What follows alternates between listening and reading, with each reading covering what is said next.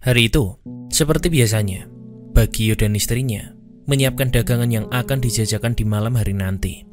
Sepulangnya mereka dari pasar, Tari lalu mencuci sayuran dan menyiapkan botol-botol kosong, tempat saus dan kecap.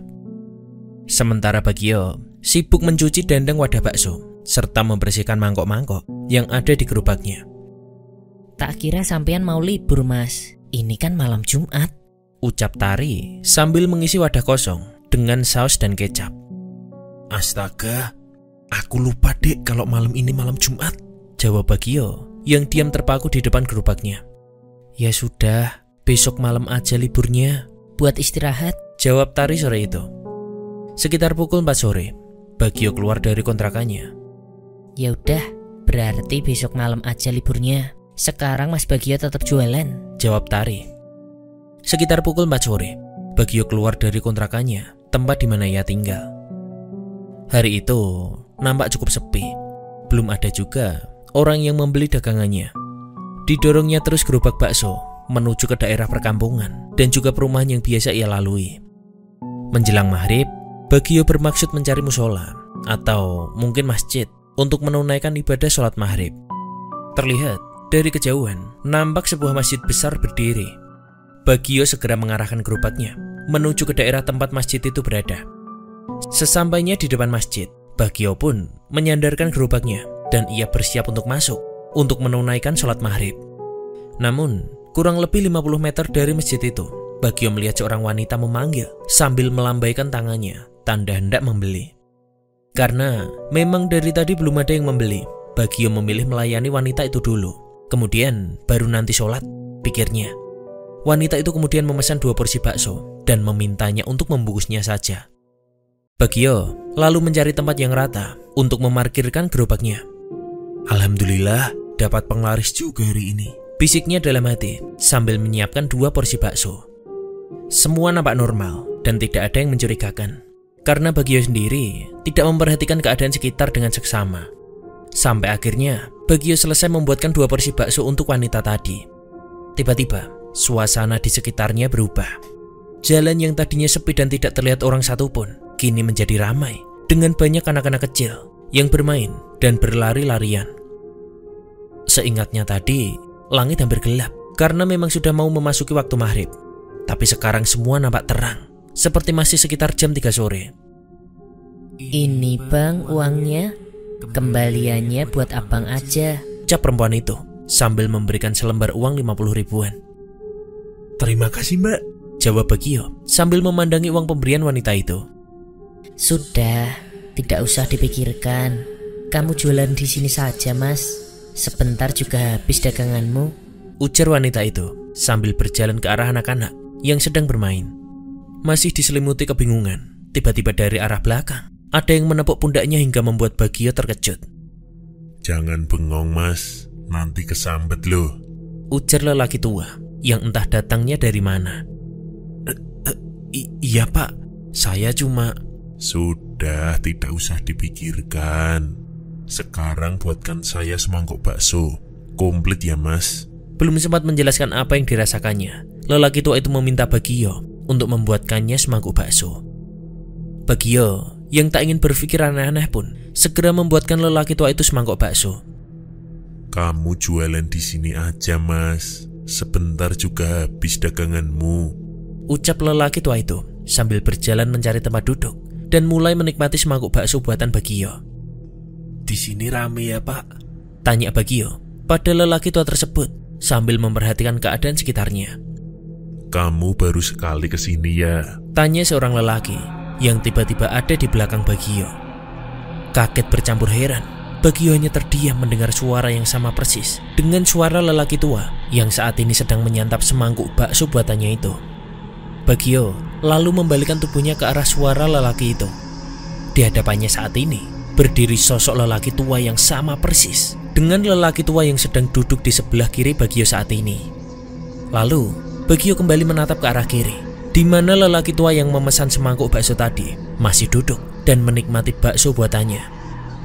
Jangan bengong mas, nanti kesambet loh, ujar lelaki tua yang baru datang tadi sambil menepuk pundak Bagio. Iya pak, jawab Bagio gugup. Sudah, tidak usah dipikirkan. Sekarang buatkan saya semangkuk bakso. Komplit ya, Mas, ujar lelaki tua itu sambil tersenyum. Tanpa pikir panjang, Bagio lalu membuatkan lagi semangkuk bakso untuk lelaki tua yang baru datang itu. Kamu jualan di sini aja, Mas. Sebentar juga habis daganganmu, ucap lelaki tua itu sambil berjalan ke arah lelaki tua pertama yang masih duduk menikmati semangkuk bakso buatan Bagio. Aneh, apa mungkin mereka kembar? Bisik Bagio dalam hati. Bagio tak berkedip memandang kedua sosok lelaki tua yang memiliki tubuh sama, wajah sama, serta memakai pakaian yang sama, sedang duduk sejajar sambil memegang mangkuk bakso buatannya. Tiba-tiba, dari arah belakangnya ada yang menepuk lagi. Kamu baru kesini sekali ya? Tanya lelaki tua dengan wajah yang sama persis dengan kedua lelaki tua tadi. Iya, Pak, jawab Bagio yang makin kebingungan. Bagio pun lantas mengalihkan pandangannya ke arah dua lelaki tua yang sedang duduk dan memakan bakso buatannya. Jangan bengong, Mas, nanti kesambet loh. Ucapan yang sama kembali terdengar di telinga Bagio. Tidak ingin terjadi sesuatu yang tak diinginkan, Bagio lalu membuatkan semangkuk bakso untuk lelaki tua ketiga yang masih berada di sebelah kanannya. Sudah, tidak usah dipikirkan. Kamu jualan aja di sini. Sebentar juga habis daganganmu, ujar lelaki tua itu sambil tertawa kecil. Bagio hanya mengangguk, lalu menyerahkan semangkuk bakso yang sudah dibuatnya. Sadar akan kejadian ganjil yang sedang menimpanya, Bagio mengambil kursi plastik di atas gerobaknya, lalu duduk dan mulai menghafalkan doa-doa serta ayat-ayat suci Al-Quran yang dihafalnya. Tiba-tiba, angin bertiup dengan sangat kencang dan terdengar suara jerit kesakitan dari anak-anak yang tadi ramai bermain. Cukup, ujar ketiga lelaki tua yang duduk tak jauh dari tempat Bagio berada. Bagio tak bergeming. Ia terus melafalkan ayat-ayat suci Al-Quran sambil menengadahkan kedua tangannya. Pergilah dari sini, manusia. Ujar lelaki tua itu dengan suara menggeram. Kini Bagio dengan khusyuk terus berdoa, memohon perlindungan dan pertolongan kepada Allah Subhanahu wa Ta'ala. Dengan mata terpejam, Bagio terus melafalkan ayat-ayat Al-Quran sampai terdengar suara benda pecah dan tercium bau busuk yang sangat menyengat. Ketika membuka mata, Bagio terkejut bukan main. Pemandangan di sekitarnya berubah 180 derajat. Di tempatnya berada saat ini, tiba-tiba menjadi gelap, serta angin bertiup tambah kencang. Suara ramai anak-anak yang sedang bermain tadi berganti menjadi suara tangisan dan jeritan yang terdengar memilukan hati. Sementara itu, di tempat ketiga lelaki tua tadi duduk, kini nampak berdiri tiga sosok pocong dengan kain putih lusuh dengan wajah hitam yang menyeramkan. Bola mata dari salah satu sosok tersebut menggantung, serta darah yang mengucur dari lubang hidungnya beraroma sangat busuk. Salah satu dari tiga pocong itu meludah ke arah Bagio. Untungnya, dengan cepat Bagio mundur untuk menghindari ludah pocong tersebut yang juga berbau sangat busuk. Dia ingat ucapan salah satu sahabatnya di kampung, kalau ludah pocong itu sangat berbahaya, dan jika berhadapan dengan sosok makhluk yang terbungkus kain kafan itu, hendaklah menjauh dan melantunkan ayat suci dengan suara yang lantang. Bagio hendak berlari meninggalkan gerobaknya untuk menyelamatkan diri, tapi dengan sisa-sisa keberaniannya, Bagio hanya menjauh dari pocong-pocong tersebut dan masih berusaha untuk membawa gerobaknya pergi dari tempat mengerikan itu.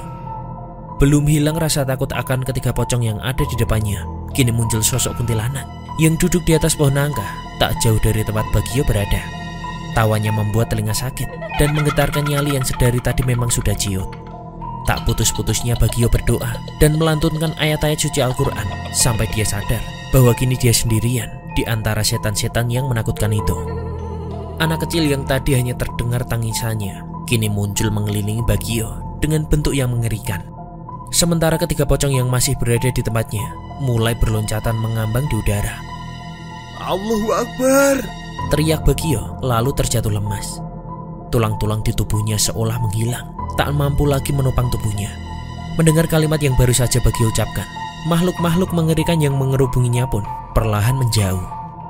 Masih dengan posisi terduduk lemas, Bagio kembali membacakan ayat-ayat suci Al-Quran. Suara kuntilanak yang memekakan telinga pun berangsur-angsur menghilang. Sosok mengerikan dari anak-anak kecil dengan wujud yang cukup mengerikan itu pun juga menjauh dan menghilang dari pandangan Bagio. Makin kencang suara Bagio melantunkan ayat-ayat suci, makin kencang pula terdengar suara menggeram dari sosok pocong yang menyeramkan itu. Satu persatu, pocong yang ada di hadapannya menghilang dan bau busuk pun berangsur pergi. Bagio pun menghela nafas panjang, diiringi ucapan rasa syukur kepada Allah yang sudah memberikan perlindungannya. Dengan kaki gemetar dan tubuh yang masih sangat lemah, Bagio menghampiri gerobaknya dan perlahan berjalan sambil mendorong gerobak dagangannya pergi meninggalkan tempat itu. Cahaya bulan yang menjadi penerang langkahnya saat itu menyadarkan Bagio kalau sekarang dia berada di sebuah kebun pisang yang bersebelahan dengan area pemakaman. Tak ada satupun rumah di sana. Rasa takut yang kini menyelimutinya memaksa Bagio untuk segera pergi dari area pemakaman itu. Sesampainya di jalan beraspal, barulah Bagio melihat deretan rumah-rumah penduduk. Dia menghentikan langkahnya dan berusaha mencari tahu di mana dia berada saat ini. Kumandang azan pun terdengar saat itu. Rasa takut dan kengerian yang tadi membelenggunya perlahan hilang dan berganti dengan semangat untuk dapat segera sampai ke rumah. Sampai di sebuah warung yang cukup dikenalnya, Bagio menghentikan langkahnya. Ia memarkirkan gerobaknya di tempat biasa ia berjualan. Beberapa orang yang kenal Bagio pun menegurnya dengan sapaan yang biasa terdengar ketika dia berjualan di tempat itu. Tapi ada hal yang aneh. Setiap orang yang melewati gerobaknya menutup hidungnya dan bergegas pergi. Pemilik warung pun segera keluar dari warungnya dan menghampiri Bagio dengan wajah yang terlihat marah. Mas Bagio, kamu jualan bangke ya? Ujar lelaki paruh baya pemilik warung itu.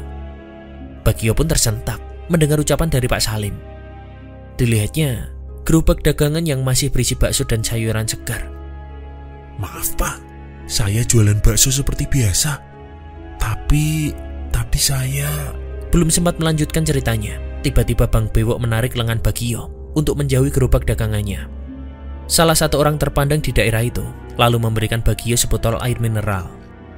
Pak Salim yang berusaha mendekati gerobak bakso milik Bagio tiba-tiba berteriak sambil menahan mual karena pemandangan yang begitu menjijikan nampak terlihat dari gerobak tersebut. Jangan ke situ Pak, sergah Bang Bewok melarang Pak Salim mendekati gerobak bakso milik Bagio.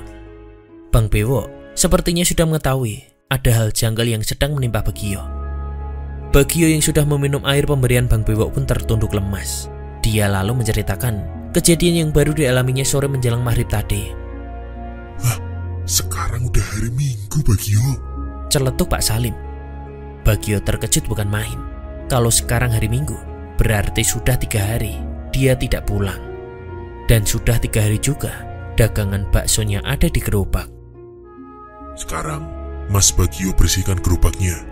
Dagangan Mas Bagio itu sudah tidak bisa dijual lagi, ujar Bang Bewok yang sudah paham akan kejadian yang menimpa Bagio. Warga pun kemudian berdatangan membantu Bagio untuk membersihkan gerobaknya. Cerita Bagio menyebar dengan cepat ke seluruh desa. Bakso yang ada di etalase gerobaknya sudah bercampur dengan belatung dan mengeluarkan aroma yang sangat busuk. Mereka merasa kasihan mendengar cerita yang dialami Bagio. Setelah gerobaknya bersih, Bagio lalu diantar pulang oleh Bang Bewok. Sementara gerobaknya dititipkan dulu di sebelah warung Pak Salim. Sesampainya di rumah, Bagio disambut tangis haru oleh istri dan para tetangganya karena nyatanya sudah 3 hari Bagio tidak pulang. Mereka sempat berpikir kalau Bagio kabur karena memang tak ada tanda-tanda akan keberadaannya sama sekali. Sejak itu pula, Bagio memutuskan untuk tidak lagi menunda sholat.